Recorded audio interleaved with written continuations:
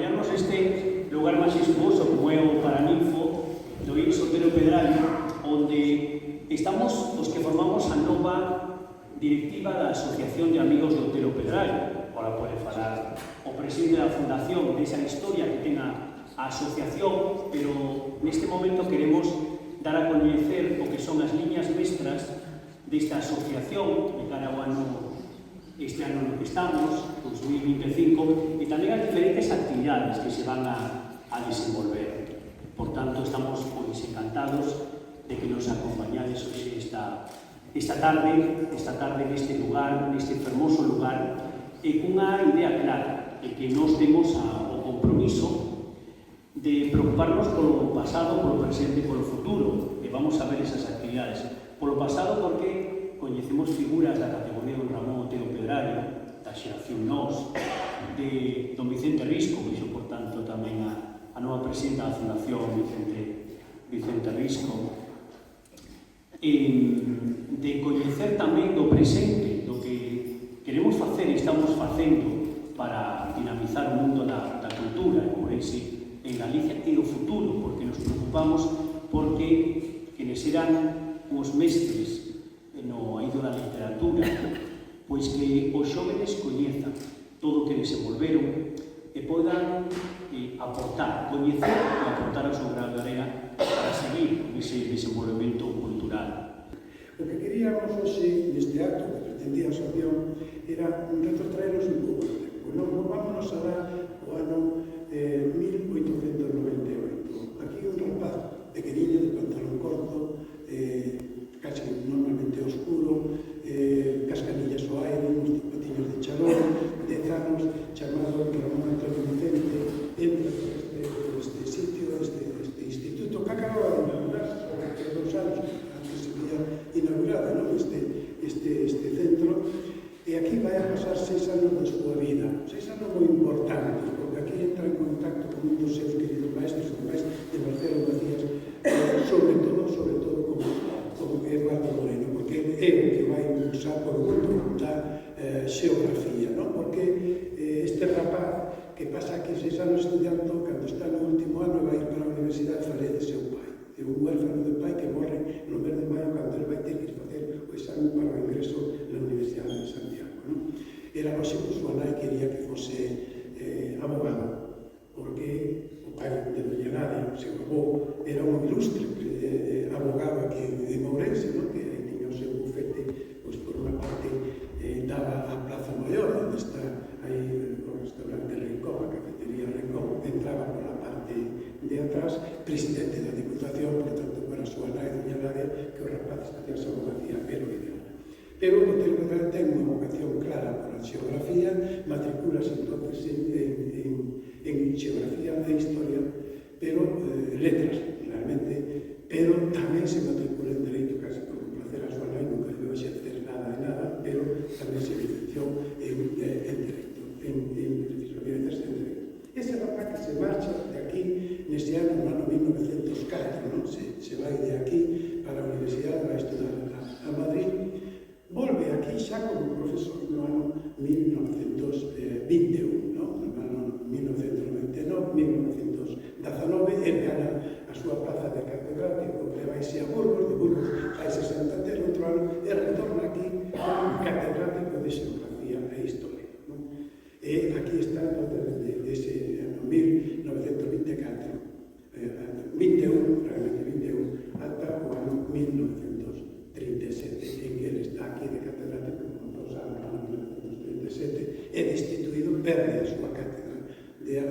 aquí, non volverá aquí ata o ano 1947, cando lle restituen a cátedra, e volve aquí, pero tan só 2 anos para estar aquí, porque se presenta as oposicións da Universidade de Santiago, no ano 1952, el ten xa 62 anos, gana a cátedra para pasar os últimos 8 anos felizmente en Compostela, a cidade que ele admira, sobre todo sobre a que escribiu unha gran cantidade de traballos, e que se manifesta absolutamente feliz traballando en Santiago como catedrático e descansando entre sábado nas súas etapas de vacacións de Semana Santa, vacacións de Navidades e, sobre todo, nas vacacións de verano. Este era o don Ramón Otero Pedrallo, que tratamos de impulsar, que esta asociación trata de impulsar. Por qué?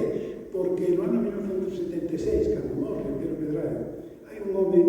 que é cura, pero ademais de ser cura é un gran comunicador, é un dominador de todos os medios de comunicación, periodista de prensa, periodista da radio, que é o fundador, o creador, primeiro director, se non me equivoco, aquí hai un especialista no mundo do xornalismo, pero ele é o creador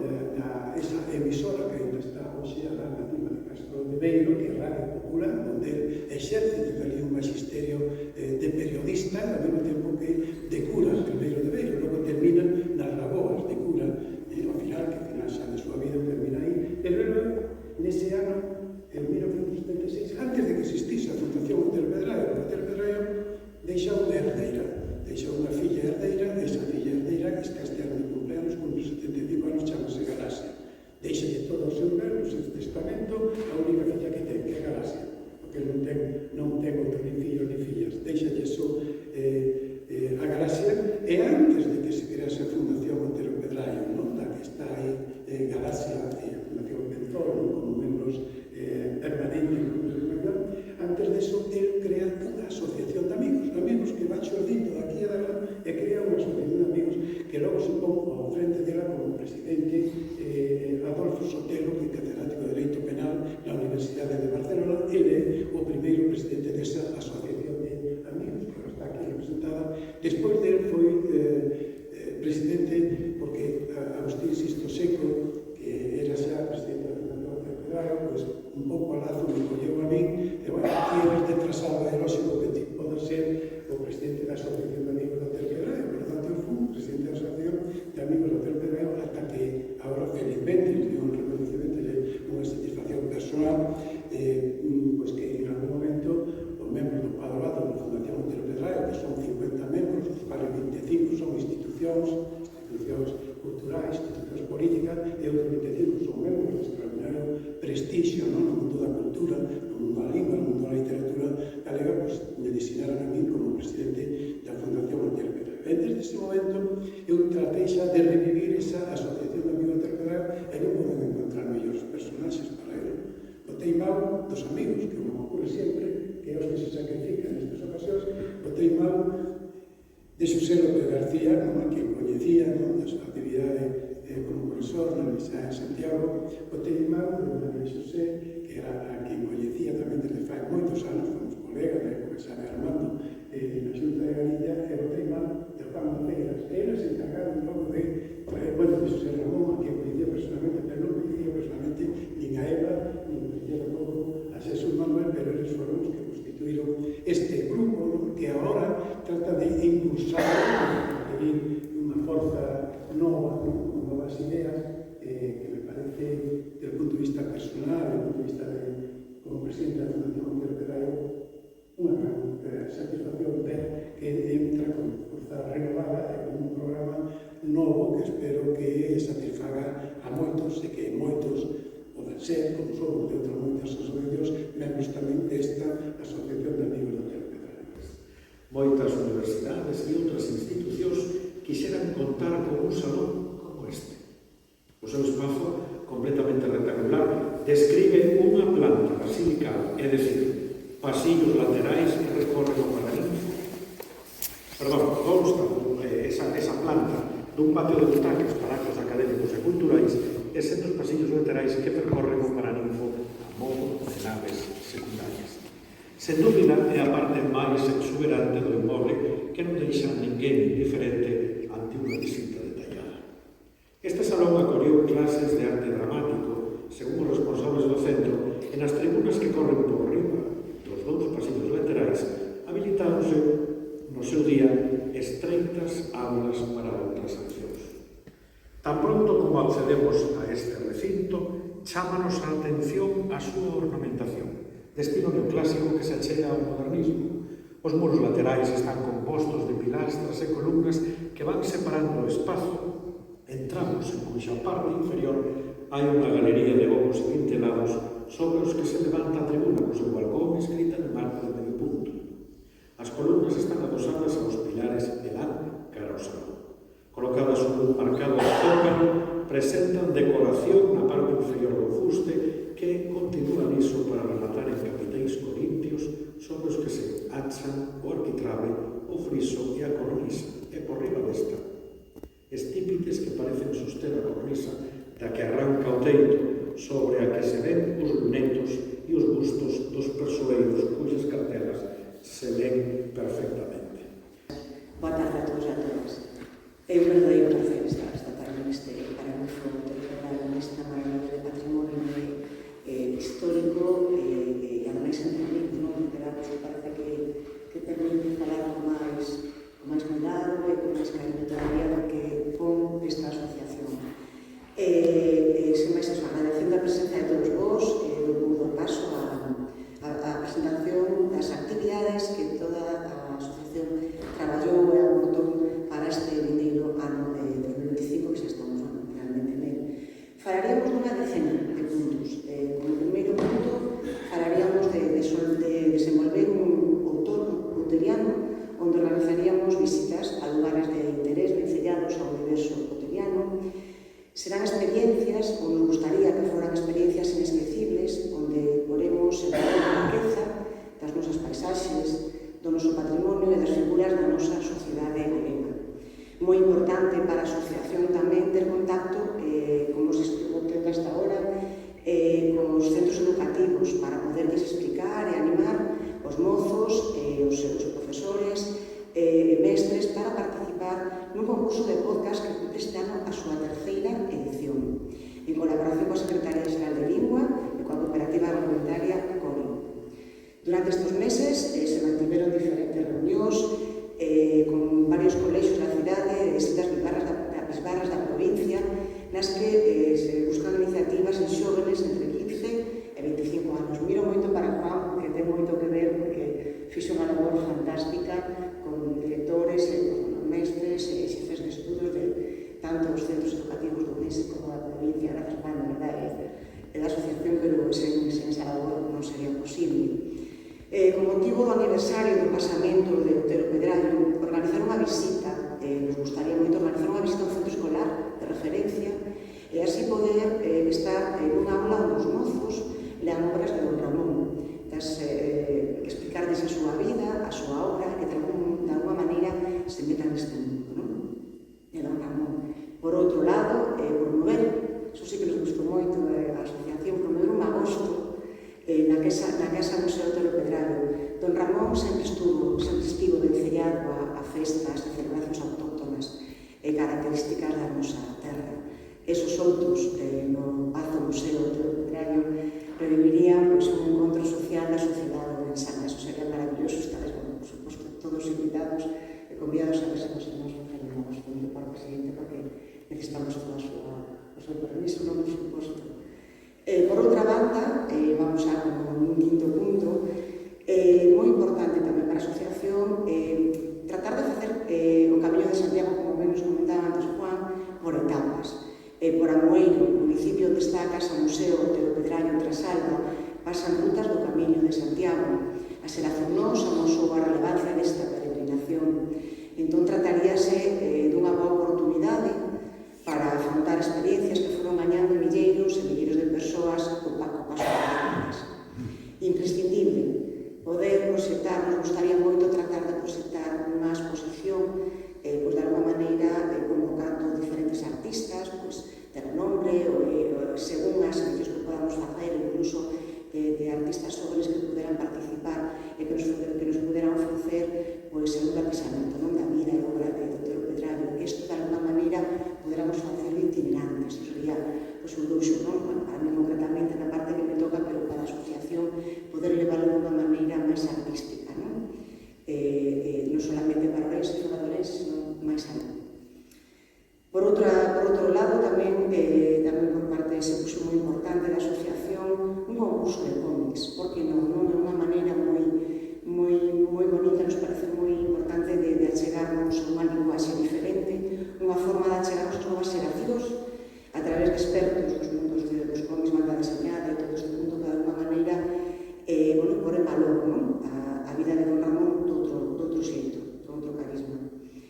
Agora sí, algo tamén moi importante, que todos os puntos nos parecen moi importantes para a asociación, que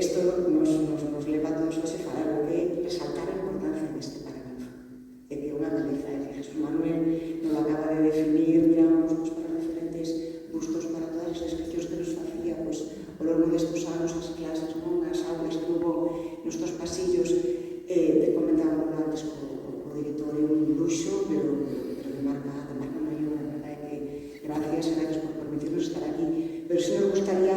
eso, resaltar este instituto que leva o nome do Patriarca, no? Das Letras Galegas, e para iso comenzamos por iso, para a nosa presentación neste fermoso escenario. E xa para finalizar, e non por iso deixar de traballar, de xestionar e ofertar actividades, é un curso de Otero Pedrallo na UNED. Contaremos cos principais expertos en a vida e obra na etapa histórica da Xeración Nós, un percorrido polo pasado coa súa influencia no presente e a súa relevancia para as xeracións futuras. Gustaríamos, polo menos, facer un tanto porcento importante do que acabamos de mencionar, pero desde logo que temos moita ilusión por traballar por isto, necesitamos a colaboración de todos tamén para poder levar adiante. Boa tarde a todo o resto dos membros da asociación e a todas as autoridades e as persoas que nos acompañan. A verdade é que estaba lembrando o concurso de podcast que o marxe dos centros educativos, bueno, considero tamén un centro educativo, o gañara unha estudante da Universidade de Vigo da Facultade de Dereito de Ourense, curiosamente.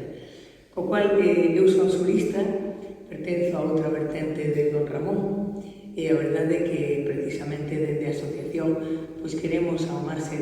do seu interese como xeógrafo e de todo o que falaron os meus compañeiros tamén reivindicar un pouco a través do seu universo literario a figura do dereito ou, digamos, a huella que pode haber dese Otero Pedrallo, polo menos licenciado en Dereito, se non xurista nin abogado, pero polo menos que se pode atopar, aínda que non todos sabemos que non é moi fácil traducir todo o que o pensamento de Don Ramón. Queremos facer moitas cousas, dende a Universidade de Vigo está o meu ben querido vicerreitor do campus de Ourense, Javier Rajo. Saben que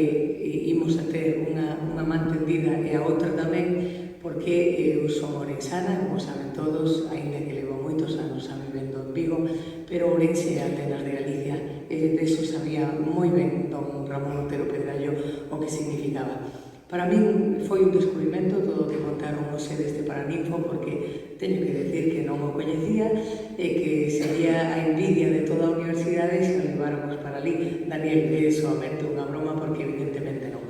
Temos que reivindicar na educación contemporánea, tanto universitaria como na media, como na primaria, todos os que nos dedicamos á docencia, sabemos que temos que insistir día a día que o que están facendo tamén os meus compañeiros Juan, Eva, Jesús, non se quiso sentar ou non tiña sitio, José Ramón, pero o noso presidente e o presidente da Fundación, Eduardo López Pereira, saben que estamos nun momento difícil para transmitir a paixón pola formación, a paixón pola aprendizaxe, por non estar somente vendo series na televisión, sino polos libros, pero os libros que se pasan as follas, non os libros tamén que temos nos dispositivos. Iso que nos queremos facer dende a asociación, reivindicar a figura do Otero Pedrallo, pero tamén transmitir a idea de que temos que insistir na literatura e na formación cotidiana para poder facer de todos os ourensáns, en definitiva de todos os galegos, pois moito mellor, unha xeración moito mellor no futuro do noso país. Tengo que dicir porque creo que xa quedou claro que intentamos que isto sexa un equipo, por tanto eu son máis dese equipo. Non podemos ter hoxe con nós a Miguel Ángel Fernández, que tamén forma parte deste equipo, e que, como ben dixo o presidente da Fundación, Eduardo, pois nun momento dado lanzounos un desafío e intentamos modestamente pois contribuir a difundir, a intentar buscar novas vías para sensibilizar, para preservar, para conservar, para difundir a obra e o legado e os valores que defendeu Don Ramón Otero Pedrallo. Como xa se dixo, desde o ano 76 fixeronse moitas cousas e, por tanto, nesta etapa intentamos centrarnos basicamente, como xa se reflectiu na programación, en tres dimensións de a obra e os valores de Otero Pedrallo. Por un lado, a súa dimensión creativa, centramos un pouco tamén na oratoria e todo o ámbito que xira alrededor deso. Por outro lado, a súa dimensión, como dicía a nosa vicepresidenta das Ciencias Sociais, desde xeógrafo, historiador, xurista, e a súa dimensión, en terceiro lugar, o galeguismo universalista que el proclamou e defendeu. Por tanto, a partir deses tres grandes eixos, o noso objetivo é ser a asociación que promove pequenas cousas, é dicir, estar moi presentes na vida, por eso se fixo referencia a esa incidencia, estar nas iniciativas que se promoven e se fan desde Ourense, tamén desde outros ámbitos de Galicia, por eso na directoría a maioría son de Ourense, por esa proximidade, por esas iniciativas que queremos levar adiante, é dicir, esas pequenas cousas do mundo teriano, esa boca ribeira que crea el, esas tantas cousas das que el ten falado, e por outro lado, algunha dimensión, digamos, máis local ou de un ámbito que ten unha maior proxección ou quizás que tratamos de darlle unha maior difusión. En ese sentido, xa se fixo referencia a ese concurso de podcast e estas iniciativas que agora se ponen en marcha. E en segundo lugar, queremos tamén que a asociación, que como toda asociación e vinculada que asume os principios porque está dentro da fundación, que sempre ten que conservar e preservar, non queremos quedarnos solo en conservar e preservar, que tamén, pero sobre todo queremos cultivar. E referímonos a cultivar eses valores que están no mundo teriano. En ese sentido, todas esas cuestións que defendeu don Ramón Otero Pedraio e que hoxe teñen vixencia, queremos na medida do posible que estén presentes nese elenco de actividades que intentaremos levar adiante. En definitiva, queremos que o noso modesto papel sexa cando menos un elo de vitaminas para seguir dinamizando ese mundo cotidiano, e iso, como se poden imaginar, só é posible coa incorporación de todos que estén interesados, que xa forman parte desa asociación, e intentar buscar a dimensión máis plural posible, o máis integradora posible para levar adiante estes presupostos que non son outros cos que están na Fundación e que asumen e que están recollidos nos estatutos da asociación e que intentaremos da mellor forma posible leválos adiante. Eso só é posible con todos os temas. Gracias. Gracias, José. En nome da Fundación Otero Pedraio e da Asociación de Amigos do Otero Pedraio, agradecer a súa presencia connosco hoxe. O lugar non pode ser outro que ten que ser este, o millor para empezar unha nova andaina, e aseguro que empezamos con toda a ilusión e con un camino por diante cheo seguro que de boas formas. Gracias e ata sempre. Ata vemos.